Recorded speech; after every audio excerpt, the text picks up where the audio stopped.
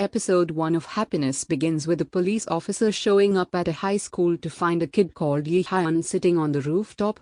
He's unstable, and given the nonchalant attitude from the faculty and students inside, it seems like they've been expecting this. As the police try negotiating with him, it takes his friend Se Bom showing up to talk him around. She sits on the rooftop with him, letting him vent about his frustrations over not being able to play baseball anymore. With her own future less than clear, she convinces Yoo Hyun to take each day as it comes, and pushes him off the roof. Of course, there's a large sheet being held down below for him to fall into, but the officer on the roof doesn't know this. It's a pretty funny scene, but this is not a comedic K-drama, as we'll soon come to learn. Back on the ground, Yi Hyun literally falls for Se Bom and he asks her on a date. We then cut forward 12 years later. A police squadron come under heavy fire, with one of their own needing emergency surgery. Or does he? It turns out all of this was a big training session for new recruit Jung Tae. Unfortunately, he doesn't pass the test and Se Bom, now a qualified officer, decides to dock him points for being scared and hesitating. Meanwhile, loud banging coming from the second floor of a hotel is investigated by the receptionist. As he raps on the door, it suddenly flies open and he's pulled inside. This paves way for Yi Hyun, dressed in his baseball gear no less, to show up and investigate the scene. It's certainly grim, with a dull knife used to slit the worker's throat. There's no witnesses either, save for a guy called Sung Woo-ji hiding under the bed. He can't remember killing, but, given he has blood all over him, he certainly doesn't look innocent. He also has blood stained over his teeth and in his mouth too, reinforcing that he bit his victims. Now, Yi Hyun does learn that a new recruit has been dealing what he refers to as 100% legal drugs. His name is Jung Tae. Yi Hyun is also still in contact with Se Bom, and he lets her know what he's found out thus far. Of course, given this guy was the field operative, she enters his dorm to try and learn more. Only, in doing so she finds a ravaging zombie in place of Jung Tae, who's currently chomping down on another officer. Se Bom makes a big decision and shoots him, but it barely affects the guy. However, Se Bom appears to have been scratched in the ensuing skirmish. Step forward Tae Seok. This man means business and he seems to know about this infection too. He's the lieutenant colonel for the crisis management team, in charge of stopping this infection no matter what. He demands she hand over his gun and cooperate.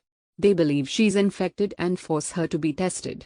When she's taken away, Yi Hyun rings and updates him about the murder he's visited, asking whether it has some sort of connection. Tae Seok decides to check this out, but not before opening up about this disease and its dangers. He believes this is a variant virus that infects the brain and forces its infected to bite any unsuspecting victims. They then die from blood loss despite being crazed. Yi Hyun asks whether this could be attributed to visions and hallucinations, but Tae Seok is not so sure. Yi Hyun, though, decides to head back to the crime scene and finds the pills. Only, Young confirms that Woo-ji is actually clean and not under the influence. Yi Hyun next heads off to see Il-ho next, who happens to be one of his friends, and asks him to look into the drug and investigate it further. In doing so, he learns that these clear pills are actually oral medication to treat COVID. However, it has a lot of side effects, including mood swings and hallucinations. Yi Hyun tries to draw a comparison between this and the new virus released, but it's a long shot at best, a punt in the dark. At the same time, Se Bom is investigated too, with numerous samples taken before opening up about her experiences.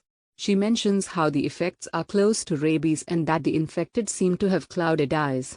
For now, Tae Seok decides to keep her in for overnight observation and until they get the results back to confirm she's clean.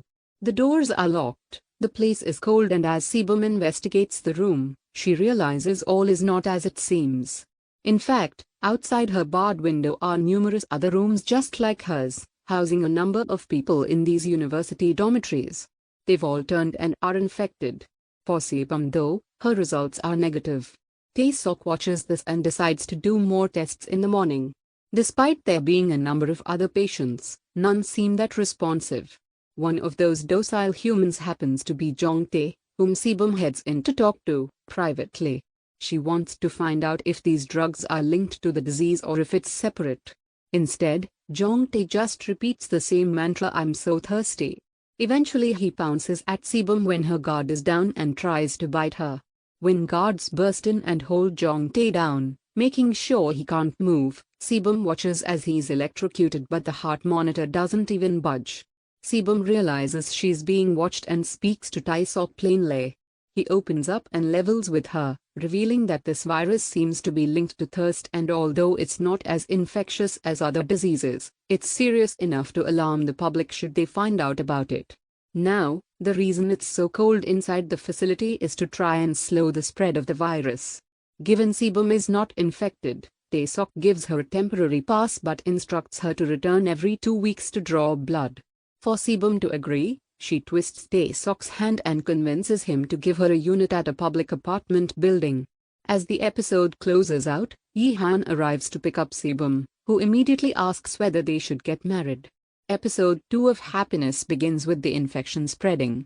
A crowd of people gather at a homeless shelter, cornered off by soldiers. They are worried, but no more so than Tae Seok when he sees the bloodbath before him. He learns that a pill was given, the same one from before, and that's what caused one to become infected and kill the rest.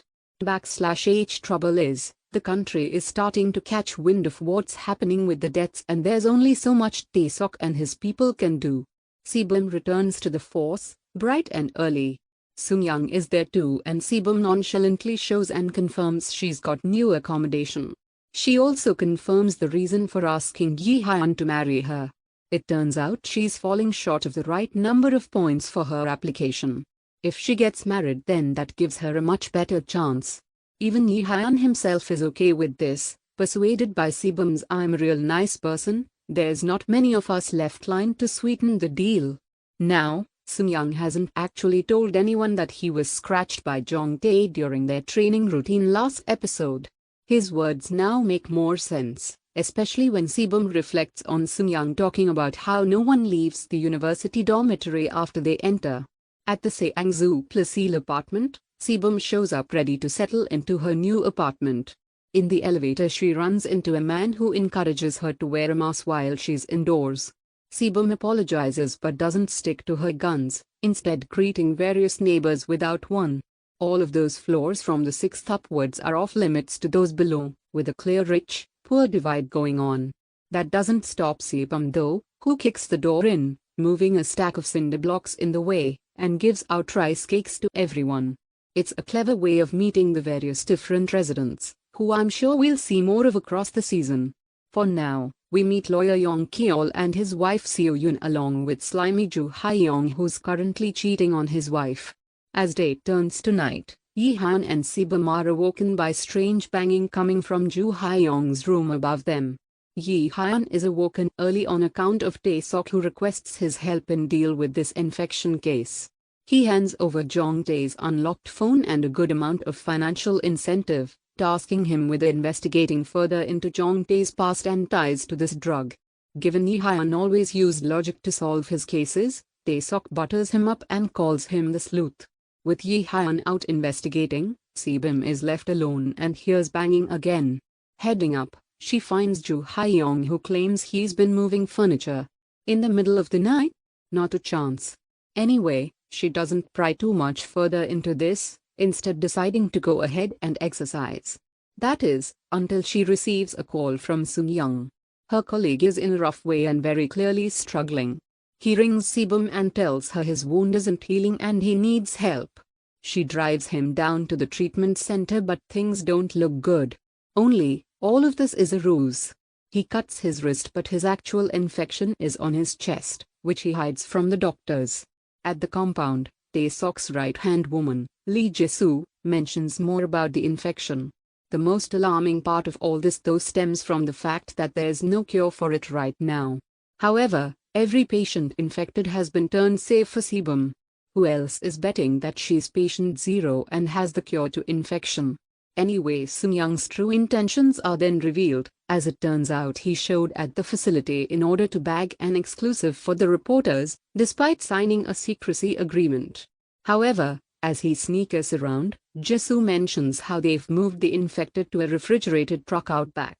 These are the most critical patients, moved to make way for new infected.